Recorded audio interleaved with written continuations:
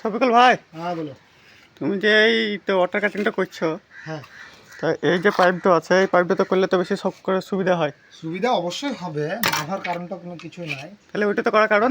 কারণটা হচ্ছে আমি যদি এই পাইপটাতে 1 মিনিটের দিকে এসো, আমি যদি এই পাইপটাতে করি, হ্যাঁ হ্যাঁ, কিন্তু খুব তাড়াতাড়ির মধ্যে কাজটা কমপ্লিট হবে, হ্যাঁ একদম তাড়াতাড়ির মধ্যে। হ্যাঁ অনেক টাকা খরচা করে একটা বাড়ি বানাই, কিন্তু মেন হচ্ছে এই যে সানসাইডের ওপরে যে জল বৃষ্টিটা হয়, হ্যাঁ কিন্তু আমাদেরকে এটাকে রক্ষা করার জন্য এটা কাটি, তাই তো নাকি?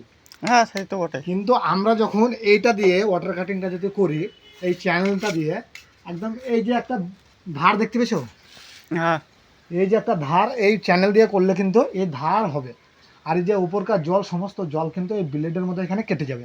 আচ্ছা তাহলে আমাদেরকে কি করা উচিত, যে যখন আমরা ঘরটা করি অনেক টাকা পয়সা খরচা করে করি, কিন্তু সামান্যটুকু খরচার জন্য আমরা কিন্তু এটা সময় দিতে পারি না। কিন্তু আমাদেরকে মিস্ত্রি থেকে এটা বলতে হবে যে না, এটা দিয়ে করো না, জাস্ট এটা দিয়ে করো, এটা হচ্ছে বেস্ট কাম।